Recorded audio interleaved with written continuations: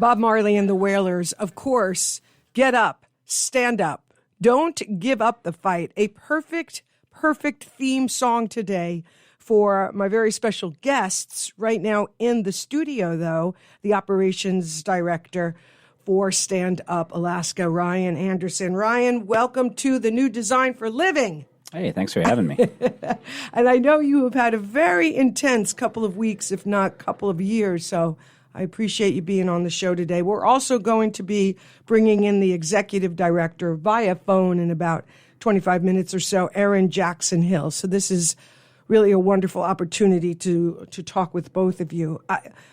I think one of the things that I just found out earlier this morning, and maybe I'm not the only one that thought this, I thought that Stand Up Alaska was a part of or a chapter of Stand Up America, but that's actually not correct. Nope, we are unaffiliated. There's also a Stand Up Louisiana. There's probably a plethora of stand-up sounding organizations across the country, but we are our own thing. We're Alaska created. Everybody that started and founded the org was, our Alaskan. We started out of the Recall Dunleavy effort, actually. Tell us, how did all of this become Stand Up Alaska from that? Well, so the Recall effort was just purely grassroots. It was kind of like the forming of the Avengers. There were about 6 or 7 of us that didn't know each other that all came together right in that first couple months after Dunleavy was sworn in, right after he dropped his budget. And we all kind of were doing different things. We found each other, got coordinated in Erin Jackson-Hill's living room, and started that process. There's an old article that Matt Hickman, when he was the editor of the press, wrote called Coke Blockers. And it's sort of hysterical because we were all showing up at different times to meet and talk with him. We didn't really know each other very well. And it was sort of this you could feel the sort of kinetic madness of what was happening at the time. I think I ran there. It's like Ryan Anderson was very out of breath. I was like, yeah. And so I think, this is sort of apocryphal because I'm going to remember a lot of this out of order, but I think Erin and Mita found each other first. Mita DeWitt is our current board president, and she ended up becoming the chairwoman of the Recall. And Erin had staged a protest in one of Dunleavy's private sort of talk-back listening sessions that charged money to get into and was only conservative-oriented, and it was hosted by the Americans for Prosperity group that was actually a Coke-funded group. And it was at 49th State Brewery, and Erin essentially bribed the kitchen staff to let her in the back door with a giant banner, and she charged in the middle of it. There's a great picture I'll have to show you. I love her. with her holding the banner in the foreground and Dunleavy looking incredibly shocked in the background, and then she promptly got thrown out, luckily not tackled. And so the rest of us, I was organizing with Derek Anthony Reed, who is associated with the Young Democrats up here. He was a high school teacher. He's not anymore. He's moved on. And Adam Lease, who was a seminary student, so I used to call him the priest. And we saw them, and we were like, we have to go meet this human. And so we ended up joining forces with them, and there was other folks across the state, Stephen Courtright down in Southeast. Wow. And then later, Mike Mason, affectionately known as DJ Big Gay Mike, who is probably a lot of folks know. He's usually emceeing our events a lot of times when we do things. Joined forces with us, and we started with first it was 6 of us in a room, and then it was 12, and then it was 30 or 40, and then all of a sudden it was hundreds, and then around May, when the budget stuff really became clear, like what was going to happen, that the university was going to have to close and things happened, then we had, the Save Our State movement started, and we had thousands of people. We still have about close to 7,000 people in the Facebook group. Wow. And that's about how many years you've been in organization, 7 to 8 years? Yeah, I think our 501c3 is called Alaskans Take a Stand, and we started that, I think, before.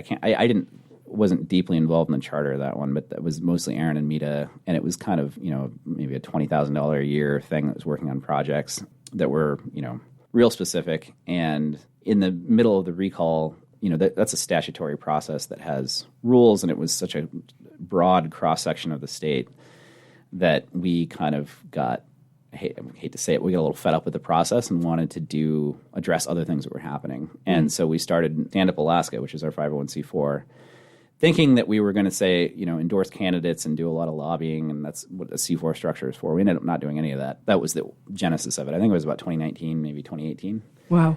And again, it started with, I think, a $20,000 grant, and A bunch of us just mostly focused on the recall because that was what we were all doing at the time. Erin was I think, assistant campaign. She was basically running the show, and Mita was the chairwoman, and the rest of us were just, we got called by Suzanne Downing, we were called shadowy gutter snipes. Ooh. And so we were kind of, in the middle of it all. There's a T-shirt for you. Yeah. Coolest nickname I've ever been given. Pretty much. Yeah. And so we were organized in that, and then slowly we started filtering into stand-up, and then, of course, COVID hit and kind of crushed the whole movement. And we stuck with stand-up. So you have a pretty diverse background. I mean, you actually were the executive director for Out North. Yep. You were program manager for the Anchorage Downtown Partnership.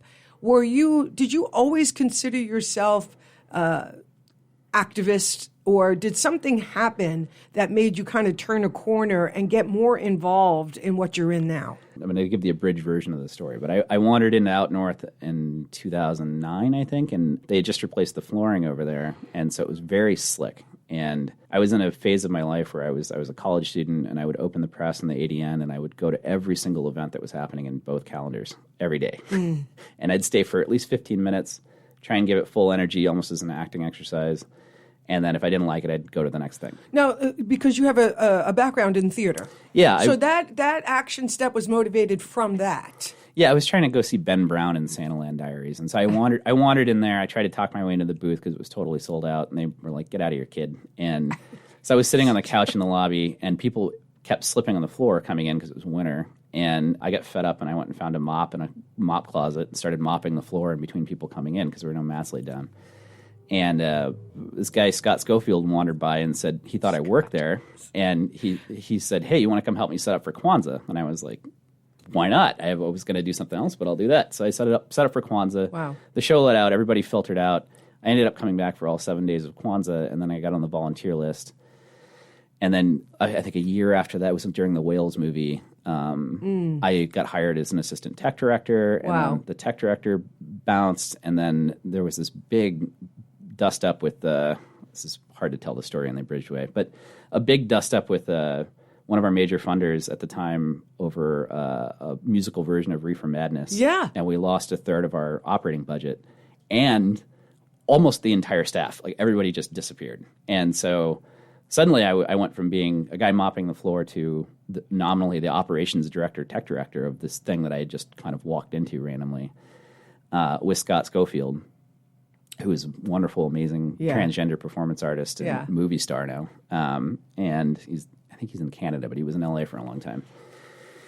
And then we ran that for a couple of years until we got an Art Place America grant. We ballooned up to about 9 people. We had Donnell and Tico were over there. Mm-hmm. It goes on and on. The story is really long, but that was when this radio station started. Yeah. It was in 2010. Daniel Sparks got the signal on the air, filed all the paperwork, and then scared the absolute bejesus out of everybody by putting, I think the first song he put up, and again, this is apocryphal. He's got a whole different, he's like, I did so many tests before this, but I think it was Radio Gaga by Queen was the first song we played on the air. And I love it. With Scott and Sparks and I were in the parking lot out north and smoking cigarettes, and everybody was losing their mind because the radio was on the air. That was awesome. Which was wonderful, but also a huge liability for a little theater, and everyone was terrified of it. And then the whole thing fell apart a couple of years later. That Art Place America grant was a $250,000 boon, but it wasn't sustainable, and so all of a sudden we had to try and contract back down, and the wheels spun off. The board laid everybody off. I got fired on the 5 o'clock news. Wow. Yeah, we had. I don't want to get into too much of the drama here, but we basically that's enough right there. Getting fired on the news. That's like, wait, what? Our development director had been working in media and put out a press release mid-firing, and so we had 5 o'clock news van show up to figure out what was going on at Out North. And so somewhere there's footage of me swearing and throwing power tools in the back of my old pickup truck, which I'm still driving. Nice. As we got canned, and then the whole board of directors quit. And then it was down to like Cindy Drinkwater, Drew Phoenix, and Oscar Alavinadra Cruz. Wow. And they called me and Ruby Jones in, who had been our marketing director, and were like, we need help. and we ended up joining the board at the same time as Indra and Shelley Wozniak, and that was the sort of nexus of how this all got started. And then many years later, I was working at the Downtown Partnership trying to figure out how to revitalize 4th and D, and I needed a small nonprofit partner, and Out North was again on the verge of dying, and I went over to the old building, and I said, you guys want to come downtown? We'll pay for it. And we brought them all downtown, started operating out of the Blue Mall. We got a bunch of grants. We were that was when I became the executive director. And we had a gallery. We had the Experience Theater that was doing live art and movies. We had Tent City Press downstairs occupying like a 16,000 square foot room. And the KONR was over there. And we did that for a few years. And then to get to the point, right after Dunleavy got in office and dropped his budget, he killed the State Council of the Arts. We had most of our operating budget, where we'd finally got up and running, and we were doing world-class shows again. It just taken overnight. I had to lay off about 5 people and shut the whole thing down. And that's devastating. And that's when we moved over here. And at that point, I went on to just do nothing but the recall for a year. I really appreciate this story, because people need to hear the backstory of the arts in any community, but this is our community. And, most people have the experience of going to something, right? But for me, it's super important to hear you talk about this history, and particularly how devastating that had to have been to have just got all the plates spinning and to have had something so beautiful, so engaging, and so expansive taken away like that in a heartbeat. And, 4th and D with Cyrano's and the restaurant that was next door and the International Gallery of Art, like that whole area had such a vibe to it. And so I just really want to acknowledge that effort that you and everybody was putting into keeping the arts vibe alive, not just in Anchorage, but definitely in that downtown area, because it's changed significantly. And I came here in 87, so all through the 90s and into the 2000s, I felt so alive in this city. There were great events, there were great newspapers like the Press and venues, and we had something, and I know something is, reviving now. But I just really appreciate you sharing that story so people can go, oh, why do I value the arts, or why should I make a donation? And that story is exactly the reason. The other thing that's outstanding to me about that story is, not aside from being fired on the news, which is pretty amazing, is that I'm always talking about how important it is to ask ourselves the question, what is mine to do? And when you have an answer, to then do that thing, because that's yours to do.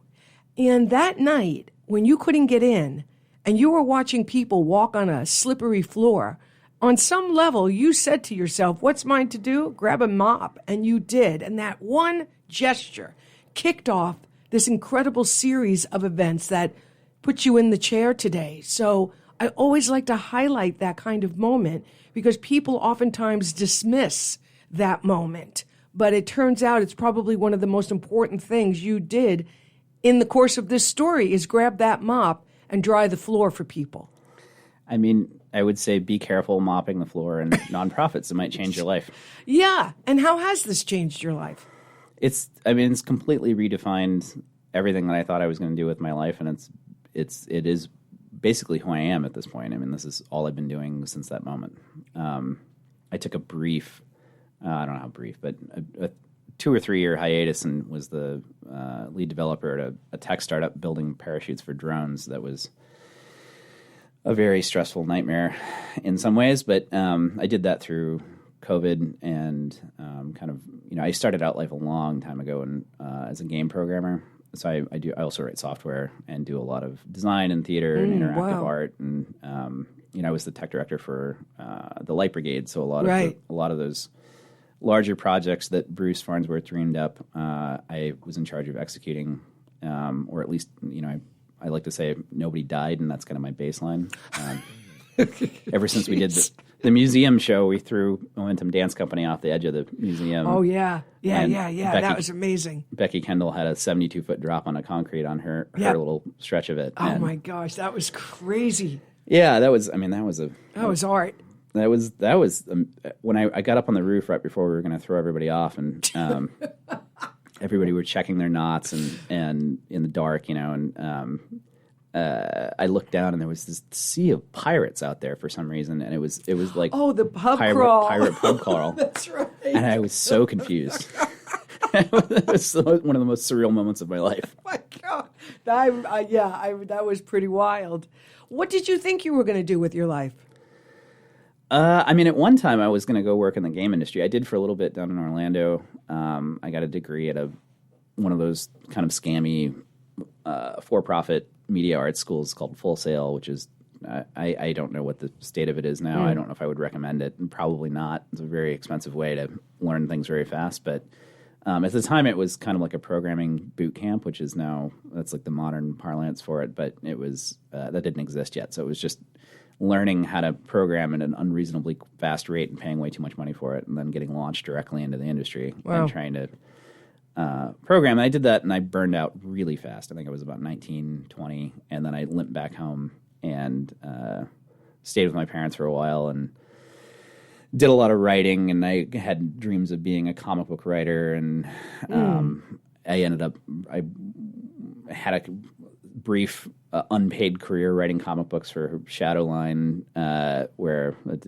didn't work out at all, but I won a writing contest. Wow. It was a thing. And then I got fed up with that, which this is sort of the story of my life, is just getting fed up and moving on to a new thing that's wildly different from what I was just doing.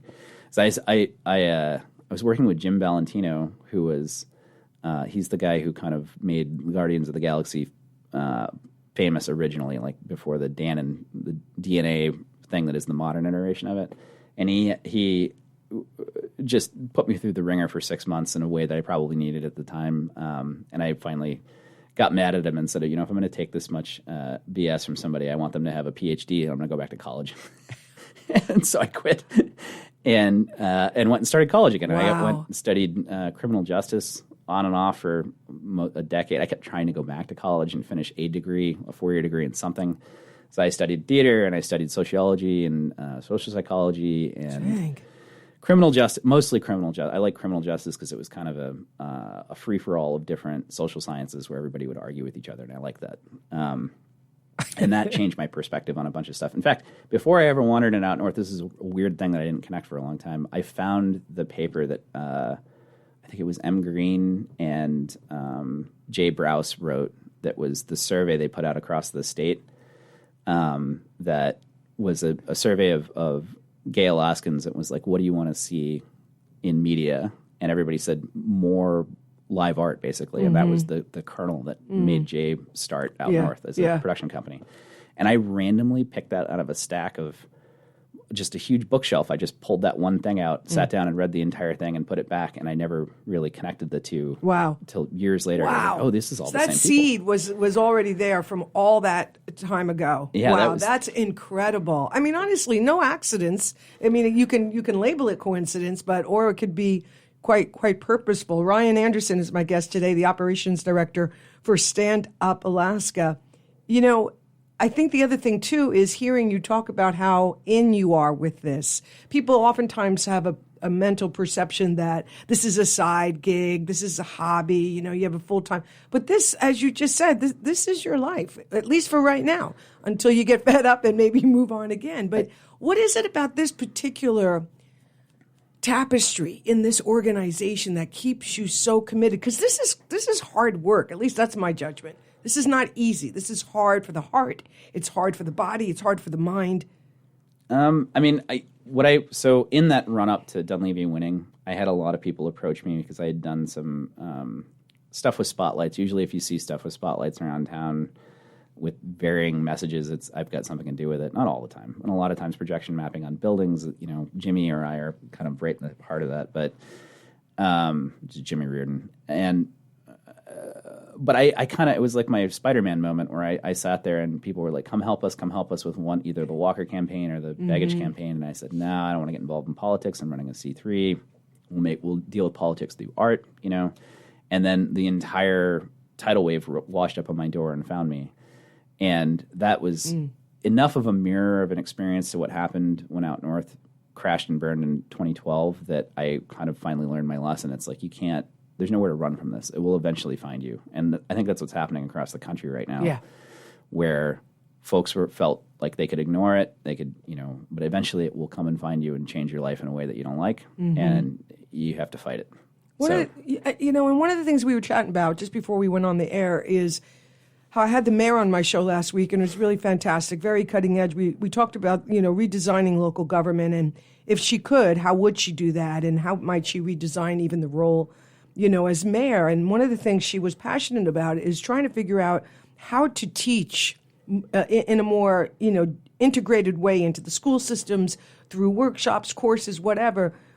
Teach about our local government, making sure people actually understand what makes it up, how does it work, what are the procedures that people go through, and ultimately how to get involved and how your voice can be heard. What might you add to that conversation, given your position in this organization, working with all different sorts of groups, seeing, younger generations now getting very passionate about wanting to be involved in a meaningful way? How might we restructure things to make it easier for the everyday person who's got a full-time job and maybe even kids to be involved in a meaningful way that also is consistent?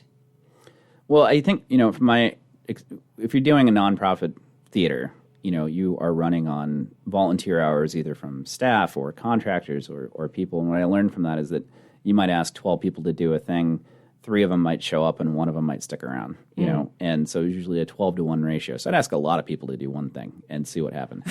And what there's 2 ways your brain can kind of deal with that, the trauma of that, because you ask so many people for help and only a few show up, right?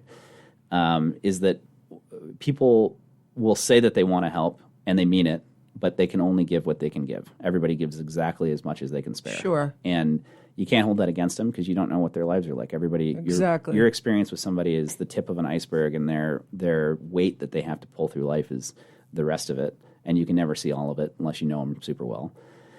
And so you got to make room. You have to meet people where they're at. You got to make room for them to contribute where they can. We've recently launched this year an initiative with March On and a bunch of indivisible groups, and it's kind of a coalition of folks. But we started this thing called Action Alaska, which is our it's not really our membership program, but we're treating it like it is and putting the resources we would normally put into a membership where everybody puts on Stand Up Alaska hoods, and is their, I've got the Stand Up Alaska hoodie on right now, but instead of trying to brand everybody as us, we created this thing that could be its own entity where people could come get involved. Okay. And that is, we've got teams oriented by functions. We have a social media team. We've got a writing squad that I am doing a terrible job of of running, but they're very patient with me, which is nice. And they write letters to the editor and op-eds and all kinds of stuff. And the social media squad is putting out stuff on every imaginable social media platform. Most of the young kids end up in the social media thing, although Brian Hutton's in it, which is pretty entertaining. And we've got a statewide team that's a coalition of a bunch of different groups, and that's kind of how we have such a widespread impact when we do one of these large things like No Kings, where we've got people in 30 different communities across the state. It's because they're all getting organized through that central hub. Dave Musgrave is and Reza Smith are doing a lot of that work at that level. Basically, there's 5 or 6 teams. You can pick and choose which one you like and get into it. Our meeting is actually tonight. On Monday, we do an intake on Wednesday, and people can sign up through our website. Come hop in. We'll give them the spiel, explain how we got here, and then choose your own adventure at that point and contribute as much or as little as you can. Erin likes to say, just the only thing is do what you say you're going to do. Yeah, for sure. And is there some place online right now where people can read what it is that you said about tonight and other opportunities to be a part of these meetings? Yeah, it's standupalaska.org. If you go to our calendar on Wednesday, there's a Zoom link you can hop into to get involved in that way. You can also email me at ryan@standupalaska.org, and I'll connect you with where you need to go if you're so interested in that. There's also, there's so many nonprofits and good causes in this town. For sure. Native movement, every imaginable. Yeah. And this is the thing, too, because obviously this legislation just passed, and I was looking at your website, and your current issues include voting rights, Medicaid, Medicare, affordable housing, caregiving, which I was just touched by that, because rarely do we see that. Supreme Court issues local politics. So we know that Alaska residents can expect changes to Medicaid and SNAP benefits, as well as the whole land leasing for oil and gas projects. But they say a third of Alaskans will have their Medicaid cut, and we're averaging about 40 to 45,000 people, roughly, in that estimate. Well, it's a third of the people that are on Medicaid, I believe. That's where that number comes, because about a third of Alaska is on Medicaid, and then a third of those folks are probably going to lose their benefits. So we're estimating about 45,000 folks might be impacted directly by this. And that, the problem with a lot of this, and this is going to happen across the country, is that what Medicaid is been rebranded in each individual state to the extent that nobody understands that they're on or benefiting from Medicaid. Oh. And so, like, Denali Kid Care is high on the list, and that, a lot of people rely on that, probably don't even realize that they're making use of Medicaid. And so people tend to, because things are so obscured and disconnected, especially up here, vote against their own interests because they're just not seeing how it impacts them. It's the same thing with civics. Is we were talking about education and talking about, before we got on the air, we were talking about levels of government and how to get involved in what one of the things we like to do is point out to folks. Actually, I'm going to let Erin talk about this because she's going to want to talk about the Civics Academy. But we have an entire program where we are trying to connect people, their problems, with the correct level of government based on the scale of the problem. Terrific. That's probably Erin right there. That is her. Hello, this is KONR Radio. Is this Erin? Yes, it is. Terrific. Thank you so much. This is the Executive Director, Erin Jackson Hill, joining us. Thank you so much, Erin. I know this is a little last minute, but I'm thrilled to have you on the show with Ryan and representing Stand Up Alaska. Thank you. Thank you for having us. I patiently withheld any questions about the rally until you joined us because, I did want to honor that, obviously there were a lot of collaborations with other organizations, but I know you and Ryan have collaborated on that and other rallies as well. So is it okay if we kind of just start there since we haven't had a chance to touch on that yet? Sure, 100%. Okay. So one of the questions, and I'm going to ask both of you this question, and Erin, I'll start with you. I'd love to know your perspective on what it's like to organize something that big. Obviously, that was the biggest rally that we've seen in Alaska history. And I'm just curious how that might have landed for you to be a part of something that big.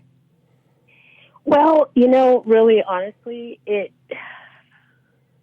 there's a lot of emotion that goes into it, and there's a lot of planning, and like you said, there's a lot of collaboration. I would say that that's probably our top talent as an organization, is our ability to collaborate with other organizations.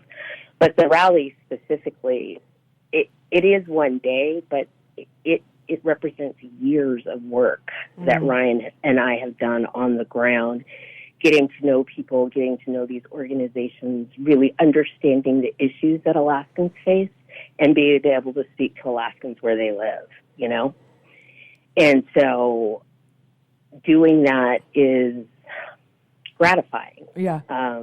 That's, if you wanted one word, that's the word that I would use. It makes those 5 a.m. mornings and those 9 p.m. poetry slams worth it, right? Yeah. It really does. That's a nice way to bookend a day, though. Yeah, it absolutely is. Yeah. And what about you, Ryan? What was your experience organizing something that became as big as it did? Well, I frequently say that a lot of this, from my the ant on the ground's point of view, a lot of this is moving tables and chairs. A thing happens, then I move the tables and chairs again. And so, because it was incredible. It was, we had an ornithologist count we had people on rooftops and balconies all around that rally so we could get an accurate count of this. Oh, wow. Because the media has been kind of shortchanging us. For sure. In a very sort of weird Trumpian cycle. And a lot of it's not their fault. I don't blame them for it. They show up early and they tend to leave early so they can meet their press deadline. But, there have been estimates that have been like, we've had a couple thousand people and they said it was 500 or so. Oh, wow. Way off. And right. So we said, okay, we're going to counteract that. And we had folks everywhere kind of taking pictures and then feeding them to an ornithologist so we could get a press release out with an accurate count, because the guy counts birds en masse and uses the same methodology to count people based on their heads. And he said it was between 6,000 and 8,000 people. Really? Yeah. And so we put out a press. We didn't have time for him to finish the count, but we put out a press release that said it was 5,000. So being in a democratic movement of 6,000 or 8,000 people, just in Anchorage, we had 30 communities across the state that also we had 1,500 people in Homer, which was bonkers. Yeah, that's incredible. And Erin, you collaborated with out of state people, right? You brought some people up for the Anchorage event. Yes, we did. It all just happened to coincide on the same day. We were bringing them up to celebrate Juneteenth. And since they were going to be up anyway, the executive director of Popular Democracy, his name is Demario Cooper, is an amazing speaker. I've seen him speak at the Capitol in Washington, D.C., and he has a way to move people like few folks I've seen. And so we put out a special invitation to them. He was able to come up. They were wonderful. He loved the fact that we spoke in the back of the pickup truck. Yeah. He was like, this is grassroots right here. And, we just wanted folks from some of the folks that organize in the quote-unquote lower 48 to come up and see Alaska for what it was, and to see Mother Nature and the thing that they actually are fighting for, because a lot of them are climate activists, right? Wow. And we brought a couple of people up before that really a trip to Alaska changed their outlook on the fight for climate change, and really grounded them in what they were fighting for. So we like to bring folks up here. We are also trying to highlight Alaska in national politics so that people don't forget about us. Mm-hmm. And so that our issues are national issues, right? And we actually have a tendency, as far as bad things, we have a tendency to run ahead of the rest of the United States, like climate change, right? Mm-hmm. We've brought activists up from Popular Democracy before, and they came up to give us a tutorial on climate change, and the people in the room kind of ended up giving them a tutorial on climate change. I was just going to say, I appreciate the emotional component of people coming to Alaska for the first time, and then adding climate change to that emotional experience, which you're going to have no matter who you are, because Alaska's a stupendous visual experience, right? But you're absolutely right. People come up here through the lens of climate change, and all of a sudden something clicks, and they go, oh, this is at stake. Oh, okay. Now I get it. The other thing, too, is, and I'm sure both of you heard a lot of feedback from people about that rally. And I just wanted to throw my 2 cents in. I came home, I went for a bike ride because I had to process it. Like, it was that level of experience. And, then I came back and I just did a quick, social media video. But what I want to tell you both is that was medicine.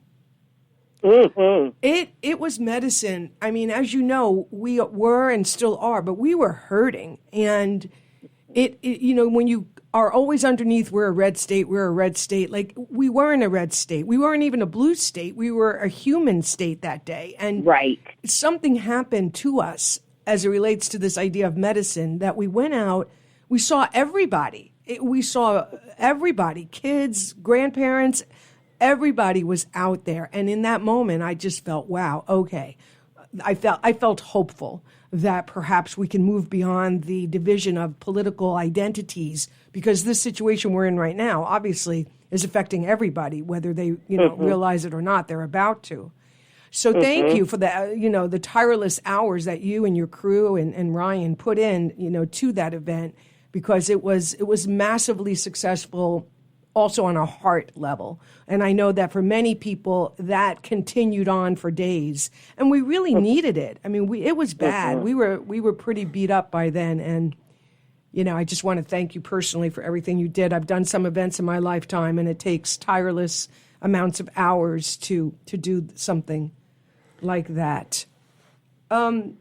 Ryan and I were just talking. I had the mayor on my show last week. My program is called The New Design for Living, and I'm here to reimagine how we live, love, and treat each other because I feel... Oh, I love that. Yeah, thank you. I love that. I feel very committed to running alongside this quote-unquote collapse because I believe that this is the time for people to wake up to their own creative power, to reimagine a new version of how we're going to do this, right? Because the old ways... I 100% right? agree, otherwise we wouldn't continue doing it. Exactly. Yeah, if we were going to go back to the way we were. No, there's no going back, for sure. And she talked about the importance of teaching people about how local government works. And I saw on your website, Ryan and I were just chatting about the civics program that you've put together, the Alaska Civics Academy. Tell us about that and how people can access that course or those courses. Well, the Alaska Civics Academy has been, we started about a year and a half ago, and we've settled on running them quarterly. And basically the design is to teach civics every level of government, each branch of government, because people don't know. It is written, honestly, at a sixth grade level, right? Because we want it to be so that everybody can have a chance to not just understand, but participate in their government, because we try and design each one to go from informational, okay, so now you have the information, to advocacy. You have an issue, and this is how you interact with your government agencies to solve the issue, to organizing. Now you understand the issue. You understand how to engage government. Now organize your community, whatever community that might be, to engage on this issue, right? And so that's the design of it. Like I said, we run it quarterly, and every single academy has an issue that is run through it. So we can actually get into the nuts and bolts of how we as folks can engage with government and make the changes that we want to see, right? So we've done police accountability. The first one that we ran was police accountability, and it was as Anchoragites discovered that our police didn't wear body cameras. And I think I know a lot of people, just from doing that Civics Academy, had no idea that our police were running around without body cameras. And so we ran that issue through it, and at the end project was to design a rally around body cameras. And so the whole academy got together. We did an event plan. We planned that. And it was a win for us, right? Months later, I believe, after the academy ran, not that it was exclusively the reason. Sure. But it showed people the power of being together and doing this work together. And that you can actually affect change together. Yes. And it's much easier to testify in front of the assembly if you go with a friend, right? It's even easier if you go with a group of friends, right? And so we get people involved in civics in a way that they might not have been before. We always or generally have subject matter experts that are expert in whatever the topic is that we're talking about. And it's pretty easy to access. It's open to anybody. We usually say 16 and up, just because our program director is a TikTok fanatic, and I would say she's not geared for an 8-year-old. 16-year-olds would be fine, but an 8-year-old, there's a little spice in there just to keep people interested, right? We reference a lot of TikTok videos, YouTube videos, that kind of thing, to keep people engaged. And sometimes we bring up presenters or get subject matter experts as presenters, and sometimes it's just Siobhan. It depends on and she's the program director. It depends on what the topic calls for. And so this next one we're going to do is in August, and you can go to www.standupalaska.org and sign up for it. Okay. But this one's going to be about healthcare and how are these changes in the law that was just signed in on July 4th, how are those changes going to affect Alaska? Because they are going to affect Alaska. And people need to understand that they put the hard stuff to be implemented after the midterms election on purpose. And why? It's our job. Why? Explain to us why they did that. They did that because they don't want people to feel the pain before the midterms. To affect who they're going to support. They want to think, right. Yeah. Right. It's very, very deliberate. Yeah. And it's people need to understand that, and people need to realize that, and people need to support people that they think will do the best for them as far as making sure that they have access to health care. You know, and So, I want to also tell you, as I have told Ryan, and I tell anybody I can, please continue to reach out to me and let me help you support these programs and courses and workshops that you're doing by announcing it. I would love for you to have Siobhan on. Yeah, and that's what I was just going to say. It would be amazing. Yeah, I would love that opportunity so that we can really anchor this local radio station in the community in a way where people see it as a place to go to, kind of like the Anchorage Press used to be. You know, the place that we go to for this diverse spectrum of information that's, you know, really, really important. Because the other thing, too, and again, Ryan and I know each other socially as well, so you know, he, and as you know, he has just a tremendous heart and mind and has a lot of very high insight to our problems in Anchorage and some, you know, potential solutions. But I think one of the things that social media has offered us right now is it does feel like it's the connective tissue while I'm at work or on a lunch break to maintain our own involvement in something that maybe our personal life doesn't allow us to be involved in as much as we would like to be. So TikTok and Instagram and YouTube and all these places where you guys are, I just want to remind people listening, you know, follow, engage, subscribe, you know, get involved on that level if that's as much as you can do, because at least you'll still be connected to the organization and the focus that you're involved in.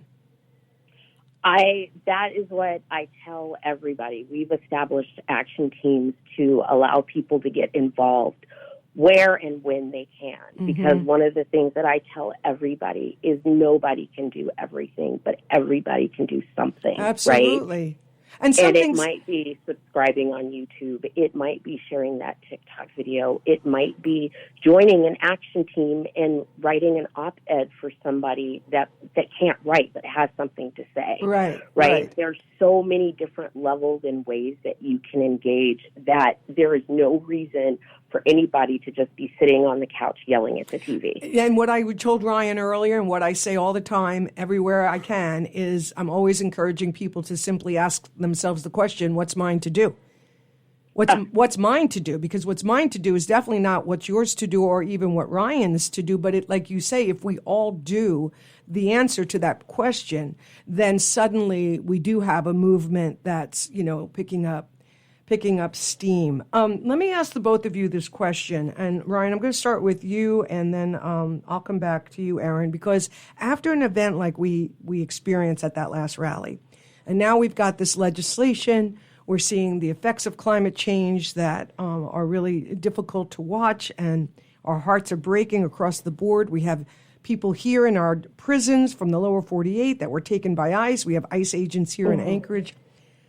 So, Ryan, what do you feel, even if it's not something you've had a chance to discuss yet with Erin, or you have, what's next?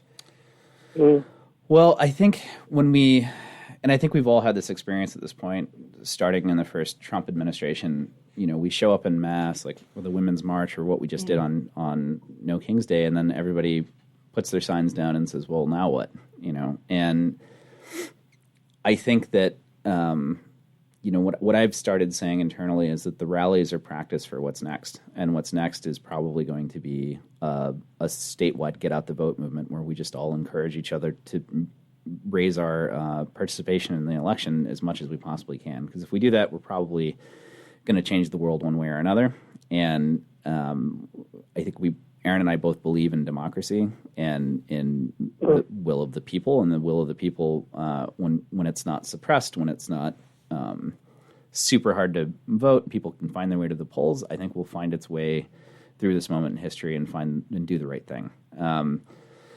So I think, you know, I am nominally in charge of a lot of our data And so when you go to one of these things, there's usually people with clipboards, and Alaskans are it's kind of like herding cats a lot of times, and are rightfully suspicious of anybody with a clipboard and anybody collecting data and doing stuff. Mm-hmm. But what we're doing is we're taking your contact info and we're plugging it into a big system where we can follow up and tell you about the next thing, where you can tell you how to get involved in the movement earlier, and what the ultimate goal eventually is going to be telling people to get out and vote in 2026. And so the rallies in a lot of ways are cathartic. They are medicinal. It's good to know that you're not alone and it's not hopeless. But when we were doing the recall, we had a very obvious thing that we could do that everyone could agree on, which is recall the governor.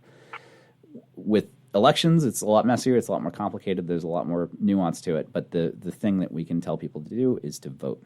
And so pulling people into network to build that thing so that we have the highest turnout the state's ever seen in 2026, that's what we need to work towards. And signing up, getting your info into a network, and it's there are so many different organizations that are working around this in good cause that it's not just us, it's a lot of different folks, but everybody's kind of doing the same thing and getting people activated and pulled into one network or another so that we can all kind of work on both issues as they come up, which are going to happen, but then generally move people towards the polls to vote. Because I think also that's an important step that you are all taking, is that you are strengthening your ties internally with others, so that all these organizations are now suddenly tapped into each other, which I would imagine creates not just hope, but also a sense of relief that you have found each other, so to speak.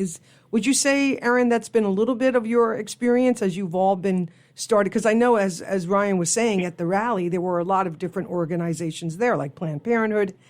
How has that experience been internally? Well, it's extraordinarily helpful, right, because it helps us build our capacity, which is something that we, transparency out there, struggle with consistently. Mm-hmm. We are a bunch of basically part-time contractors that do this work because we love it, not because we get rich, right? Right. And so having other organizations that specialize in different areas has been incredibly helpful in amplifying what we believe is important for Alaska. Right. And I just want to plus up on what Ryan said about getting out the vote, but also take it to an even longer term vision of what we want to see for Alaska, right?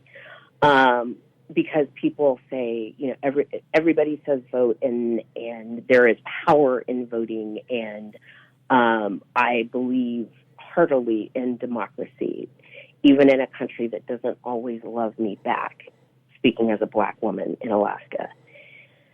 So when I say that, I look at Alaska long term, and I think, what would make Alaska better? And, it basically boils down to economics, right? And the ability to afford to live here. And our future lies in clean energy. There is no way around it.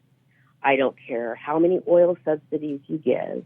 Eventually, we are going to have to flip over to renewable energies. It is better for us to do that sooner instead of later. Mm-hmm. And we just saw a historic disinvestment in that opportunity in this bill going through. And it's our job as Alaskans to encourage our elected officials to go down that path. It is the only path that is available to us.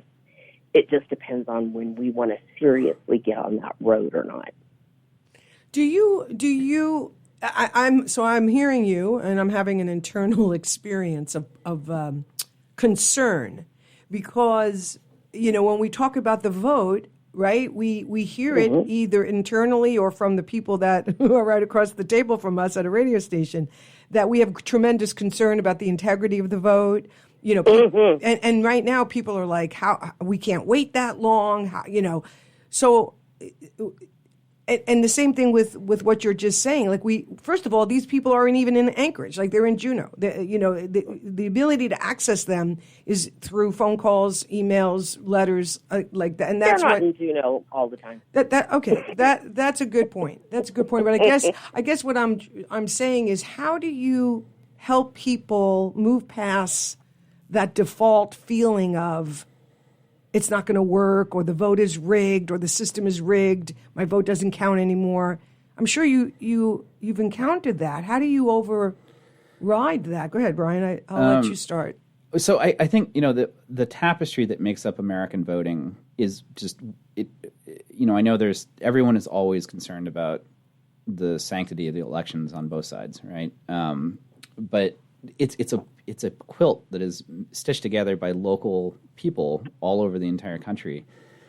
Subverting the entire thing all at once is you would need to have the same resources that you need to put on the election, which are shared, across communities across the country. And so there may be, to borrow a term from our former president, some malarkey, and that is the thing that I'm worried about. I think Erin is too. I think locally here, we can anticipate having an election that's free and fair. And so I can't speak for the rest of the country. Sure. But I can speak for Alaska and the way we run things. We've got a very independent, a fairly good judiciary system up here for selecting judges.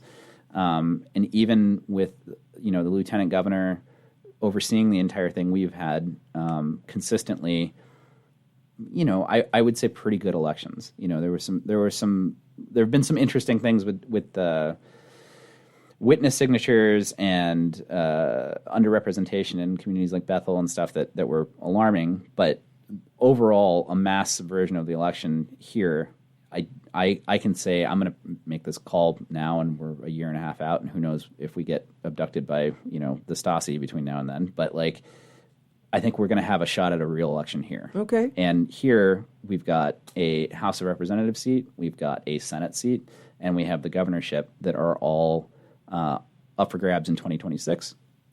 Whichever way you feel about that, we try to stay as nonpartisan as we can. Those are all very key races. The Senate race and the House race are going to be critical, I think, not just for us, but for America and for the world at large. So if you think about what the importance of the election is here and what you can do, you might, listeners right now, you might be in the most critical spot that you could possibly be in the entire country, depending on whether or not any of those races flip around. Great. Listen, I really appreciate that. That's good to know. That's a good piece of information that we can say, but it's different here in Anchorage. We have a more secure system than perhaps elsewhere. So let's overcome that default. It's not going to work, blah, blah, blah, and keep moving forward. We'll also say, just in terms of, I'm going to talk generally about the competitiveness of a midterm year. In a midterm year, a lot of times that's when the state does weird things like elect Democrats. And so voting in a midterm year, no matter how you're oriented towards the outcome, is super critical. And people tend to check out because it's not a presidential year. But the races get as thin as 15,000 votes, and 15,000 votes. We talked to folks down in the States about that, and we're like, that's a neighborhood in New York. That's a very small amount of people. And, I think between the three of us, we probably know 15,000 people. Right. Okay. So motivating people to get to the polls, it is an election. It is democratic. The outcome might not be the way you want it to go, but the more people that show up and vote, the more likely we're going to have big change one way or another. So, Erin, do you get a heads up when it comes to these rallies? Is there one coming up, or do they happen a little bit more spontaneously as we kind of track where this thing is going? Well, there's National Day of Actions that we try and follow. We try and do a lot of the things that 5051, which is a website that people should visit if they want to kind of know what's coming up. It means it's 50 states, 50 capitals, one movement. Yeah. That's what 5051 comes from. And so we try and mirror those. The next one coming up is actually John Lewis Day. So we're going to flip the script a little bit and do a food draft. I'm getting some good trouble. And so there is going to be a place for people to drop off. the church that's on the Park Strip, and we'll also have music and some speakers. Oh, great. And so that's another community event, because these all shouldn't be heavy. Like, we Right. can do good as a community, and we know that people are going to need food. So we encourage people, as you shop at Costco, pick up an extra case of green beans or something like that and bring it to the food drive. And I am sure, in reaction to the passage of this bill, that there are going to be upcoming rallies around healthcare, but I don't have any date specific. Okay. But I would just say people need to, one of the things, and I'm just going to say this, one of the things that we hear the most is, where do I go for more information? And I tell people the internet. Yeah, exactly. If you're still asking that question, can't expect people to spoon feed you this stuff. No, exactly. It's you part of the. You have to do some work, and while we do our best to get the word out as much as possible, people will have to put forth a little bit effort to make a change in their democracy. Because when I was talking to the mayor, it's not just a new design for government; it's also the new design for the citizen. And that's what we're talking about right here, what you just said. We have to mature. We have this opportunity to realize that we cannot be adolescents any longer. We have been adolescents for too long. Now we're reaping the consequences of that. And you're right. At this point, you go to the website, you go to the social media pages, you click, you like, you subscribe, and you choose to stay engaged because you guys are so busy. All you can do is get your information to one localized place. And then it's up to us to find it. So we are running out of time. This has been so fantastic. Again, you both. Thank you so much. Yeah, I want to get into caregiving. I have my own experience around that. I would love to have you back on and talk about affordable housing. There's just no shortage of good conversations to have just under the umbrella of Stand Up Alaska. So, Erin Jackson-Hill, Executive Director, thank you for joining us today. You're welcome. Ryan Anderson, Operations Director for Stand Up. Thanks for being in the studio. And thank you so much for listening to the show, The New Design for Living, reimagining how we live, how we love, and how we treat each other.